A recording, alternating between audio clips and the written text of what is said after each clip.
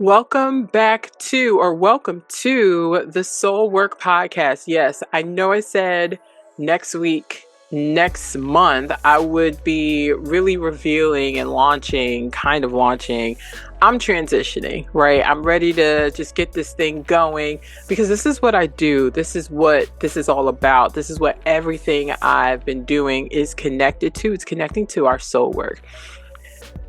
We are talking about what it looks like when we take back our power and control to heal from abusive relationships. So as you know, if you've been following me for some years now, especially when I started Voices of the Body, the podcast, I started it because I was healing from abuse. I was in an abusive relationship, with a person that I love. Let me make this clear, right? You cannot help who you love. At some point, you have to choose you. We just gonna leave that there. Yes.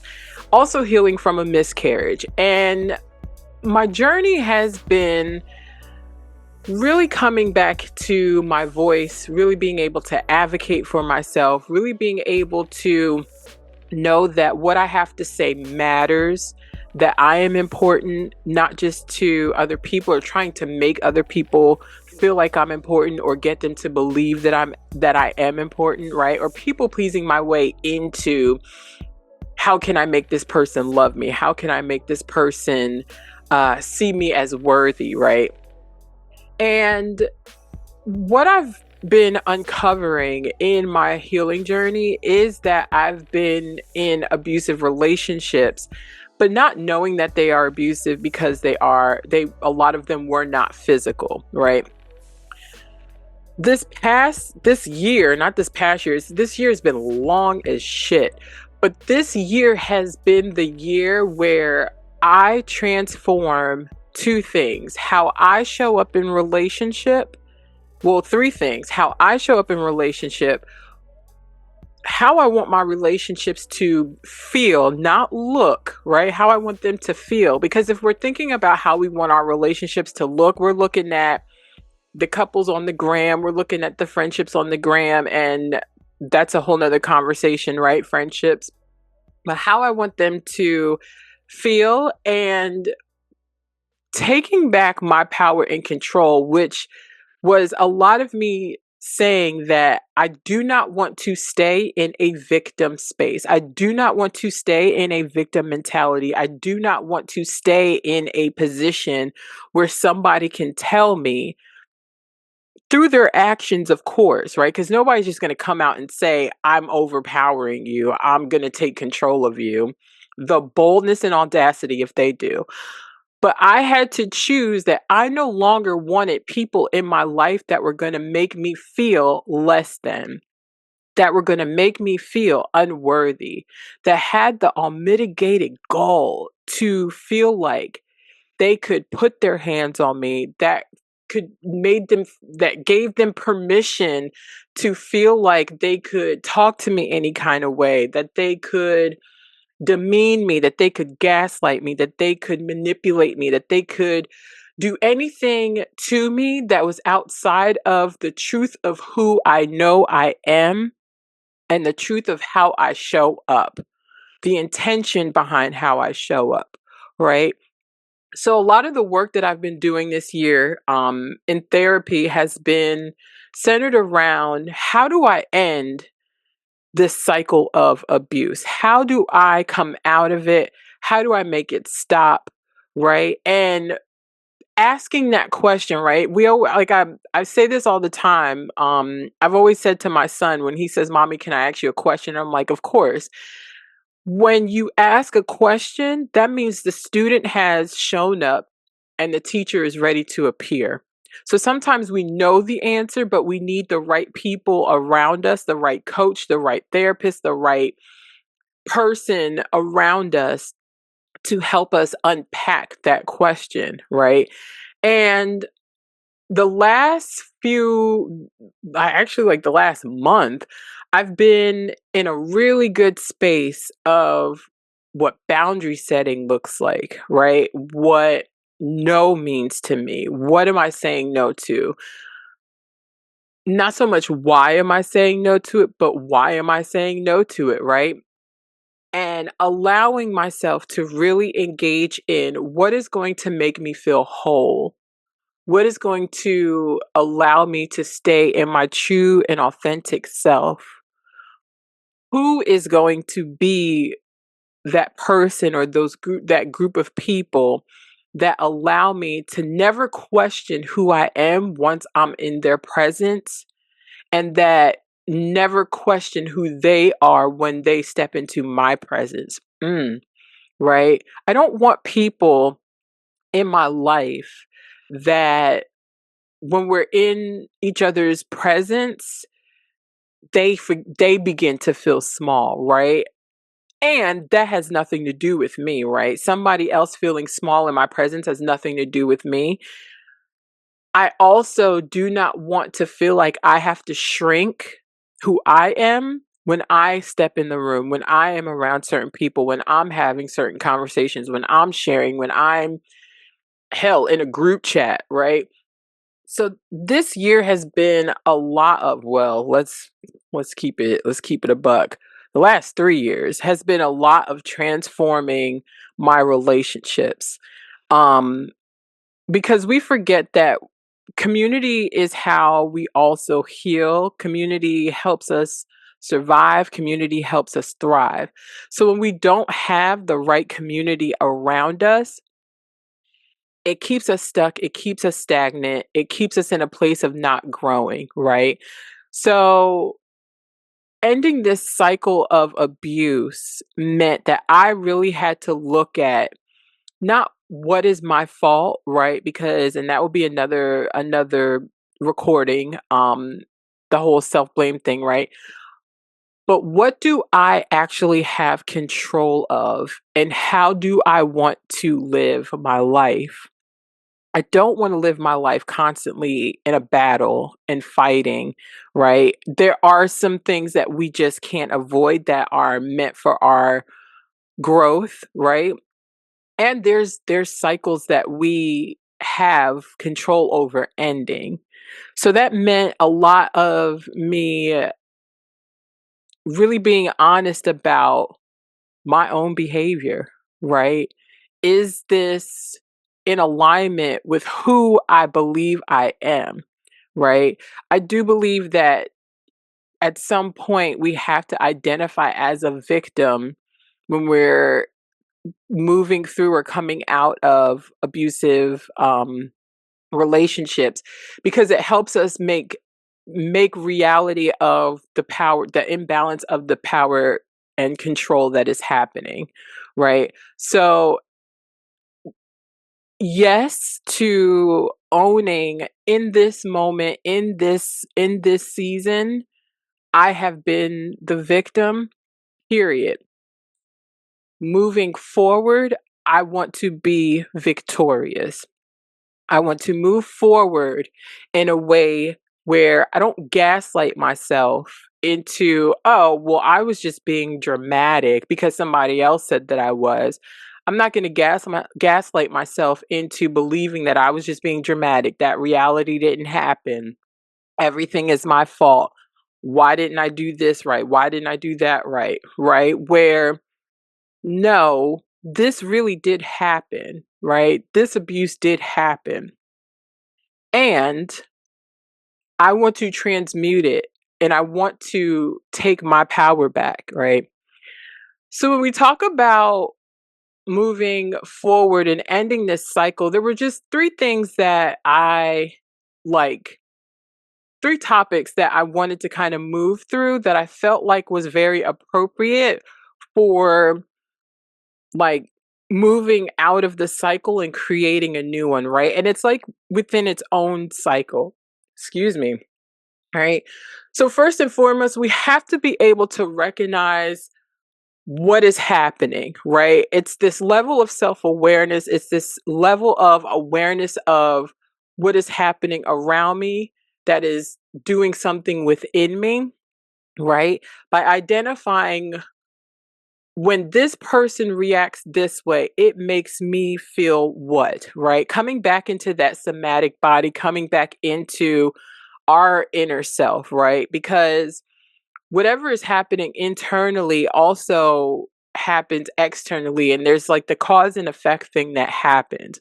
So when we're able to recognize, okay, this person is trying to gaslight me, this person is trying to manipulate me, this person is trying to make me feel X, Y, and Z, right? When we're able to recognize the behaviors of someone else, we then become aware of how their behaviors are affecting us, right? And then it turns into how their behaviors are trying to affect us, what they're trying to do. Where we gain control is coming back home to ourselves, right? Coming back into awareness of ourselves, coming back into, okay, I'm starting to feel X, Y, and Z, right? And it happens when this person says, "You're dumb, you're ugly, you're stupid, you're unworthy," like all of these things, right? So then that's when we combat the enemy and tell ourselves, "I am worthy. I am smart. I am beautiful. I am the head and not the tail," right? I am worthy of something greater than this, right? Start coming back to ourselves, start speaking differently to ourselves, right? Another thing is really being able to come back into our body and do that breath work, right? Because we have to remember a lot of those experiences, they do something very visceral to our nervous system, right? I can recall now, even in my body, like certain things that were said to me that make my stomach hurt, right? So when I think about it, sometimes it's not as grand, right? And we have to be patient with ourselves. This is not an overnight thing. Again, I've been intentionally in therapy doing the work since 2017. So literally since I turned 30. I've been in therapy since I was 30. I've been healing since I've been doing yoga since, like, I've been on a very intentional healing journey these last 7, almost 8 years. And a lot of things are starting, like a lot of things didn't start becoming uncovered until 2021. Right? So we have to give ourselves grace. We have to give ourselves we have to be patient with ourselves. Nothing is going to change overnight. It's those very small steps of awareness and building and saying yes, and like keep going, like keep crying, keep laughing, keep allowing things to essentially fall apart so that you can begin to have the clarity, right? The washing of what it is that you need to see, right? So coming back into our powers also, right? That example I just gave of when something happens in my body because somebody said, that partner said X, Y, and Z to me, and I start combating that with affirmations that work for me, right? Also coming back to my breath, right? Sometimes our body wants us to respond so quickly, and it might not be an outward response, it might be an inward response, right? That inward response can be like starting to self blame. That inward response could be like, oh, this person's right, I am stupid, right? It's gonna take time for you to believe who you are again, right? Another thing is reclaiming our personal power through boundaries and really owning our self worth. This is why in childhood, and this is the mom version of me speaking now, right? Because I can recall some very harsh words being said to me, right? And some unfavorable conversations about me from people that were meant to uplift me and encourage me and tell me the things that I needed to hear and treat me in a way that I needed to be treated so I didn't go out and look for it elsewhere. I was in the streets. And so the mom in me now is coming out where I empower my son, right? I tell him, you are handsome. You are one of God's favorites. You deserve above and beyond. You are smart. You intelligent. You are talented. There's nothing on this earth that you cannot do. And the will and purpose that God has for you is going to be beyond your belief. And I promise you, you are gifted and chosen to accomplish it. Right? I tell him how much I love him. I tell him how much he is loved, not just by me, but the people around him. I tell him that he doesn't need to redefine himself just for the benefit of other people to like him. I tell him that his difference is what makes him divine, right? We have to talk to ourselves that way. And some people, like for a while, even myself, it was just like, ooh, like that feels a little weird. It felt weird because nobody has ever talked to me that way, right? When we say talk to me nice, right? Gas me up a little bit, right? But I've had to learn to gas myself up. I've had to learn to take up space, right? And it's very interesting how synonymous me being ready to take up space and step fully into who I believe I am had to come with boundary setting, right? Because the more healing and self-work that I was doing on myself, the more self-worth I started to have. And the more I started to notice when I talk about my wins around certain people, I could feel they weren't really feeling it.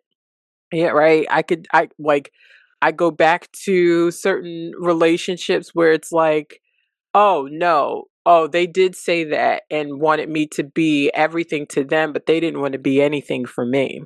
Right. They wanted to drain my cup to fill theirs.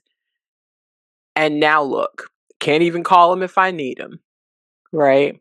So boundary setting is going to be very important, and it's very hard to set boundaries. I'm not even going to hold you. I'm not going to lie to you, right? We talk truth, we talk love, we talk healing, because healing is hard. A lot of people don't do it because it's hard. It requires you to go deep, right? But boundary setting is important, right? Not answering the phone is a boundary.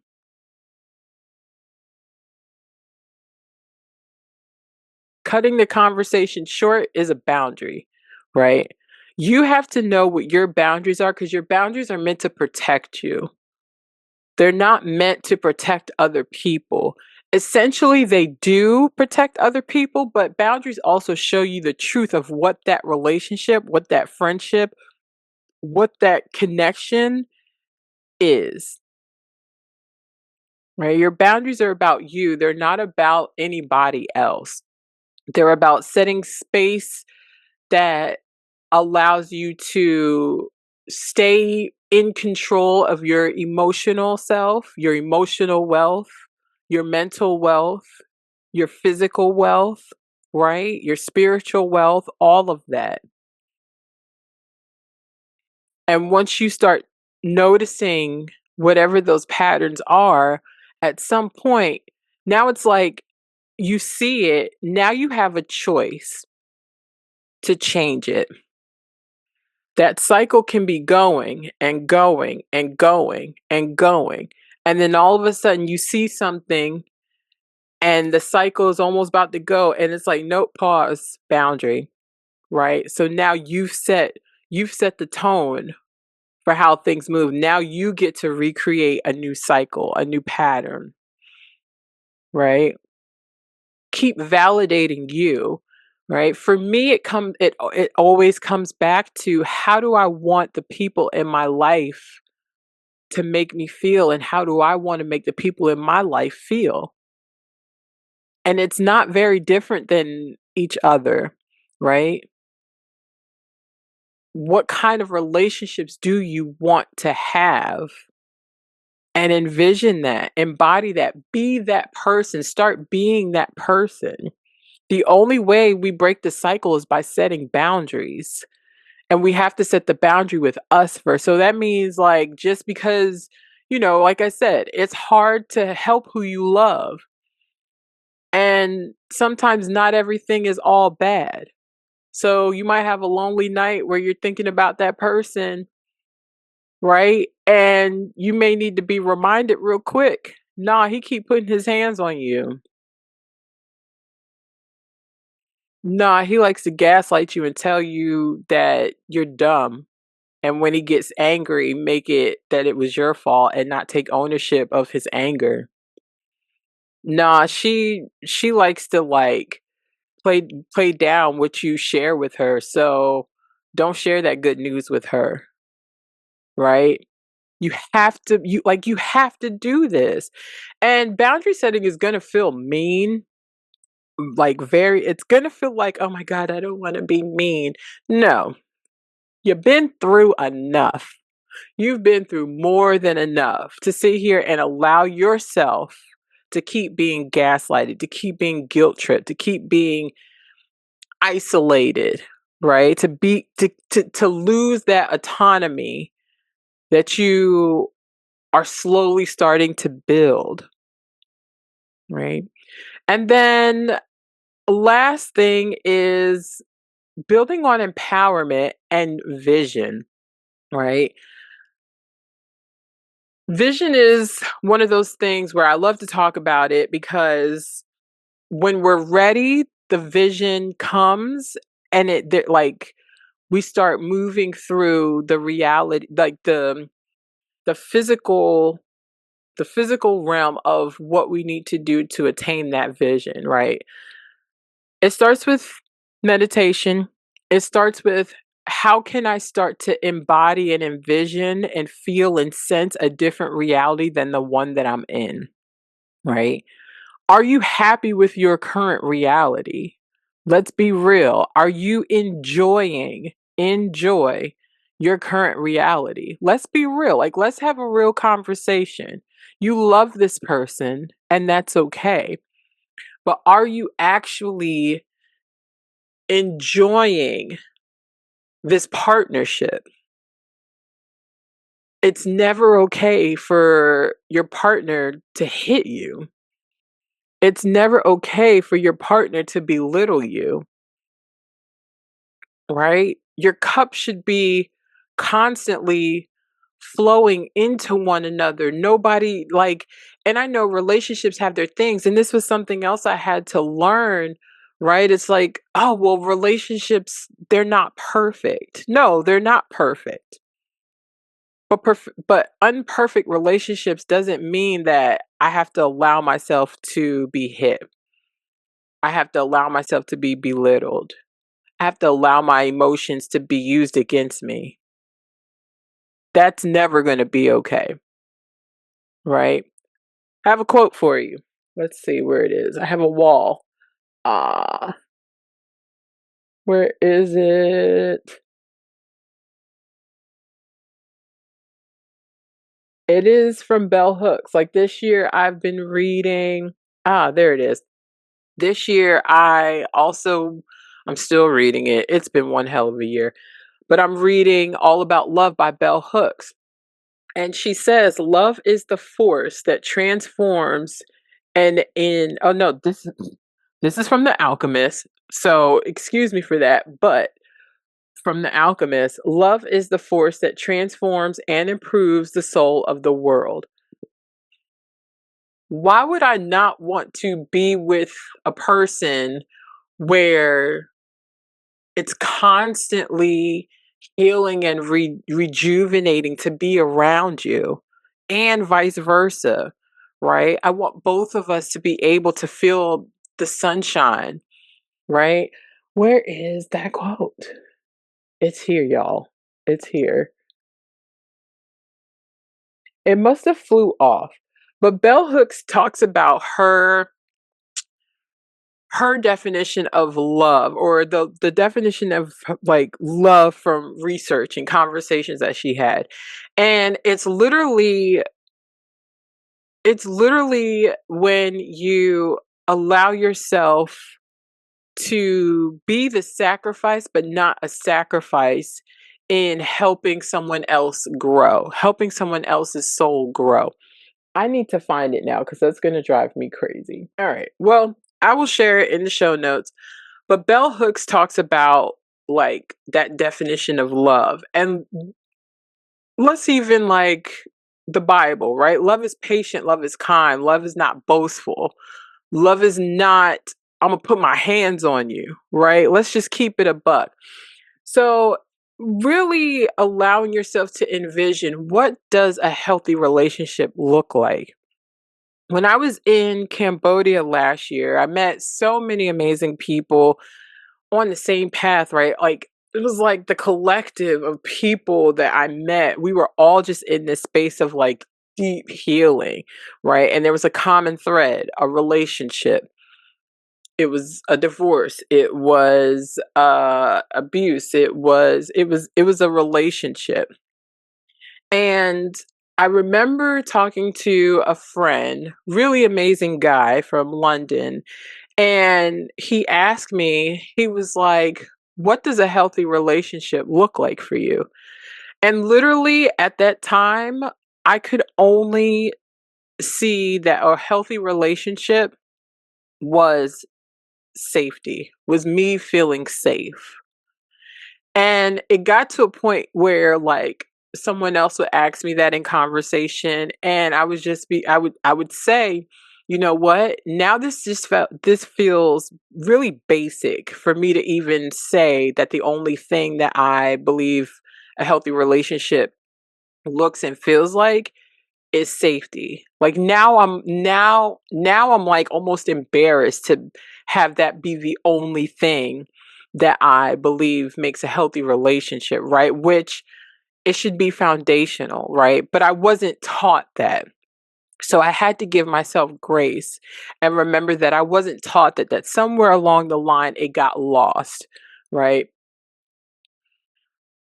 So, fast forward almost a year later, my therapist and I have been really diving into what do I desire? What does a healthy relationship look and feel like for me, right?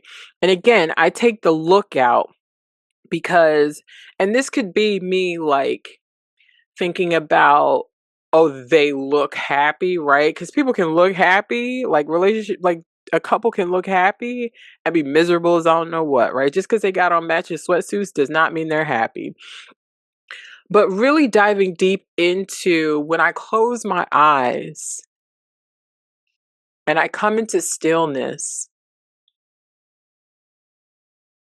and I begin to feel into my body of what, like, okay, so I do see like a person, like a figure of like, a couple of, I see someone, but it's not a someone, right? Like no one that I know or can put my finger on. But when I come into stillness and I think about what I desire in a partnership, I go into what I actually feel, right? And sometimes it is the outward expression of joy, the outward expression of love, right? There's like food involved, right? And just take a moment to do that. When you come into stillness, when you have a moment to yourself and you begin to just envision a version of you in a life that you desire or a life that you may not have been able to imagine for yourself once upon a time, right? Here's your permission to do that. What does that version of you feel like now, right? Not the now version of you, but the version of you that you're envisioning. Feel her, feel him, feel that version of you. And what does that version of you feel in a healthy relationship? And I'm not allowing the excuse of a toxic relationship being a version of someone's healthy. Really get real about what this partnership looks like for you. And even if that's not the space you're in, do it with your friend circle because I've been doing it with my friend circle. How do I want my friendships to feel? When I sit here and close my eyes and I embody what my friendship circles feel like, do I feel taller and brighter and bigger and busting outside of this box, right? Or do I feel small? Do I feel connected? Do I feel empowered? How are they also feeling? Just take a moment and embody that vision, right? What do these healthy connections, right? Let's do that. Healthy connections feel like in your life. Envision that version of you with that friend circle, in that healthy partnership, in that healthy job with that healthy boss, right? Let's be honest, let's be real. What does it all feel like? And embody that. And when we allow ourselves to embody that, right? You've heard me talk about this before, it's frequency, right? I also want you to be patient with yourself because your body is also trying to heal what it's gone through, right? So start with some just breath work. Start with coming back to your breath. Start with coming back to your body, right? And taking inventory of those triggers, taking inventory of what you're feeling, right? Healing is hard. Healing is hard work, but it's worth it. It is so, so, so, so, so, so worth it. So worth it. Ah, nice big inhale and exhale. When we are ready, right? When the student appears, when the student is ready, the teacher appears. So when we are truly ready to end this cycle of abuse, to end those relationships that are abusive, and remember, they're not always physical, right? Let's keep it a buck. They're not always physical. When we are actually ready, then we begin to invite in practices that are going to help us shift, right? Thought processes that are going to be different from the one that we've adopted, right? Removing the victim title to allow ourselves to feel something different, right? To feel victorious, to feel empowered, to feel deserving, to feel self-worth, to feel something other than what the enemy has told us, right? I believe this is not just my scripture for the year, but it's just my scripture to live by, right? I've come that you may have life and that you have it more abundantly, right? The thief comes to steal, kill, and destroy, right? All month long, we've been talking about how the thief comes to steal, kill, and destroy. But I've come that you may have life and have it more abundantly, John 10:10. So I wish abundance and love and healing and desire, just new vision, new power, new, oh my gosh. I pray this for all of you that are listening. I send you this love and this energy that all things are being restored for you, that moment has hit where you've awakened to yourself and what you do deserve, and patiently allow God to move you out of this abusive cycle so that you can go and help someone else come out of theirs and really live in the abundance that is meant for you. We all have a purpose in this life, and we all have the audacity to live it, right? I love you all so much for free. Until next time, take care.